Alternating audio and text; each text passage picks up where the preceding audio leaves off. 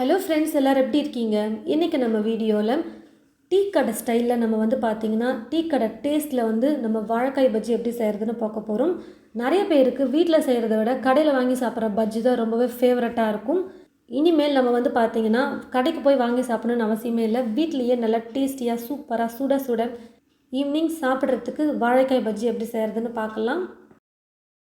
1 cup கடலை மாவை நான் ஒரு பாத்திரத்தில் சேர்த்துக்கிறேன். அதுக்கு முன்னாடி மாவை நம்ம சலிச்சிட்டு சேர்த்துக்கலாம். அதனால் நான் சல்லடையில் சேர்த்துக்கிட்டேன். கூடவே பார்த்தீங்கன்னா 1/4 கப் அளவுக்கு பச்சரிசி மாவு சேர்த்துக்கிறேன். நீங்கள் கடையில் வாங்கின பச்சரிசி மாவு கூட பயன்படுத்திக்கலாம், இல்லை வீட்டில் அரைச்ச மாவு கூட சேர்த்துக்கோங்க. இப்போ 2 மாவையும் ஃபஸ்ட்டு நம்ம சலிச்சு எடுத்துக்கலாம். அரிசி மாவையும் கடலை மாவையும் நான் பார்த்தீங்கன்னா நல்லா சலிச்சு எடுத்ததுக்கப்புறமா காரத்துக்கு தேவையான அளவுக்கு மிளகாய்த்தூள் சேர்த்துக்கிறேன். நான் 3/4 டீஸ்பூன் அளவுக்கு வெறும் மிளகாய்த்தூள் சேர்த்துக்கிட்டேன். நீங்கள் கலர்ஃபுல்லாக வரணும் பஜ்ஜி அப்படின்னு நினச்சிங்கன்னா நீங்கள் பார்த்தீங்கன்னா 1 டீஸ்பூன் அளவுக்கு காஷ்மீரி மிளகாய்த்தூள் கூட சேர்த்துக்கோங்க. 1/4 டீஸ்பூன் பெருங்காயத்தூள், தேவையான அளவு உப்பு சேர்த்துக்கிறேன்.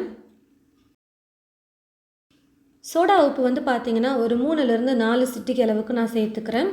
பஜ்ஜி பார்த்தீங்கன்னா டீ கடையிலலாம் நல்லா புசு புசுன்னு சூப்பராக எழும்பியிருக்கும் பாருங்கள். அந்த மாதிரி வேணும் அப்படின்னு நினச்சிங்கன்னா கண்டிப்பாக சோடா உப்பு சேர்த்து தான் நம்ம செய்யணும். கடையில் விற்கிறது போலவே கொஞ்சம் கலர்ஃபுல்லாக பஜ்ஜி வேணும் அப்படின்னு நினச்சிங்கன்னா ஃபுட் கலர் கொஞ்சம் சேர்த்துக்கோங்க. ஆரஞ்சு ரெட் இல்லைனா ரெட் கலர் இல்லை ஆரஞ்சு கலர் ஃபுட் கலர் கூட நீங்கள் கொஞ்சமாக சேர்த்துக்கலாம். அது ஆப்ஷனல் தான். 1 டீஸ்பூன் அளவுக்கு இஞ்சி பூண்டு விழுது சேர்த்துட்டு இப்போ எல்லாத்தையும் மாவோடு சேர்த்து நல்லா நான் கலந்து கொடுத்துக்கிறேன்.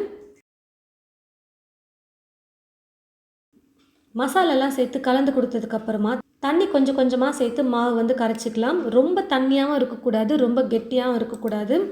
ரொம்ப தண்ணி ஆகிடுச்சினாலும் எண்ணெய் அதிகமாக குடிச்சிடும். அதே மாதிரி வாழைக்காயில் மாவு அதிகமாக ஒட்டி இருக்காது. அதனால் கொஞ்சம் கெட்டியாகவே நம்ம கலந்து கொடுத்துக்கலாம். அதாவது நீங்கள் வீடியோவில் பார்க்கும்போது தெரியும், இந்த பதத்துக்கு நீங்கள் மாவை கொஞ்சம் கொஞ்சமாக தண்ணி சேர்த்து கரைச்சிக்கிட்டிங்கனாலே போதும். கரெக்டான கன்சிஸ்டன்சி இது.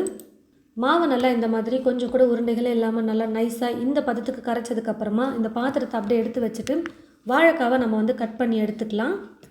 உங்களுடைய விருப்பம் தான். நீங்கள் வாழைக்காவை எந்த சைஸுக்கு வேணால் நீங்கள் கட் பண்ணிக்கோங்க. ரவுண்டாக நீங்கள் கட் பண்ணிக்கலாம் மெல்லிசா. அப்படி இல்லைனா கடையில் விற்கிறது மாதிரி நல்லா நீளமாக கட் பண்ணிக்கலாம். அப்படி இல்லைனா நீளமாக கட் பண்ணாமல் வாழைக்காவை 2ஆக கட் பண்ணிட்டும் கொஞ்சம் மீடியம் சைஸ்க்கும் நீங்கள் கட் பண்ணிக்கலாம். எல்லாமே உங்களுடைய விருப்பம் தான்.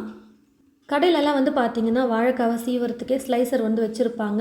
அப்படி இல்லைன்னா பரவாயில்ல, நம்ம வீட்டில் காய் துருவல் யூஸ் பண்ணுவோம் பார்த்தீங்களா, அதிலே பார்த்தீங்கன்னா ஸ்லைசர் இருக்கும். அதை வச்சு நீங்கள் ஸ்லைஸ் பண்ணி எடுத்துக்கலாம். அப்படி இல்லைனா கத்தியிலே நீங்கள் நல்லா மெல்லிஸாக நீங்கள் கட் பண்ணியும் எடுத்துக்கலாம். ரொம்ப மொத்தமாக இல்லாமல் கொஞ்சம் மெல்லிஸாக போட்டுக்கிட்டிங்கன்னா சீக்கிரமாக வாழைக்காய் வெந்துடும். பாருங்கள், இந்த மாதிரி நான் வாழைக்காவை நீளமாகவும் கட் பண்ணி எடுத்திருக்கேன். நீளமாக கட் பண்ணாமல் வாழைக்காவை 2ஆக கட் பண்ணிவிட்டும் இந்த மாதிரி கட் பண்ணி எடுத்து வச்சுருக்கேன். உங்களுக்கு எது ஈஸியாக இருக்கோ அந்த மாதிரி நீங்கள் வாழைக்காவை கட் பண்ணி எடுத்துக்கோங்க.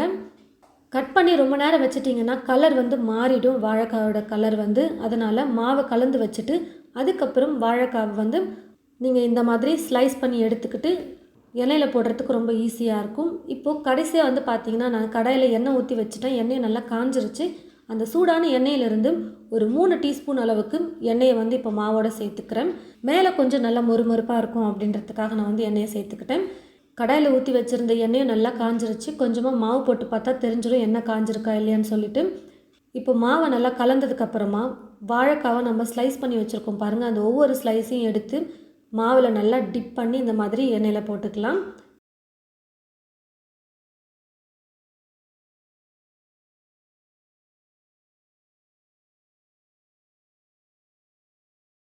அப்பப்போ கரண்டி வச்சு திருப்பி கொடுத்தோம்னா போதும், எல்லா பக்கமும் நல்லா வெந்து வந்துடும். நல்லா சூப்பராக வந்திருக்கு பாருங்கள்.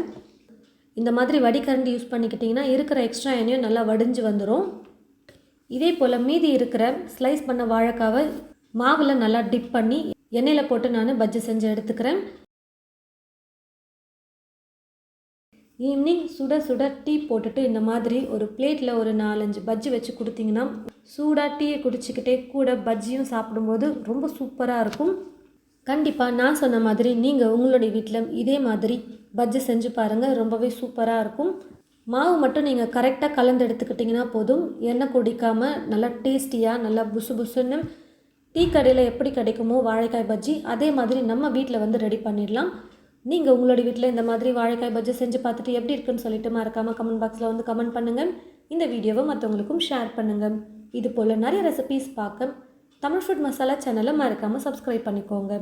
கூடவே பக்கத்தில் இருக்கிற பெல் ஐக்கானை கிளிக் பண்ண மறந்துடாதீங்க. தேங்க்யூ.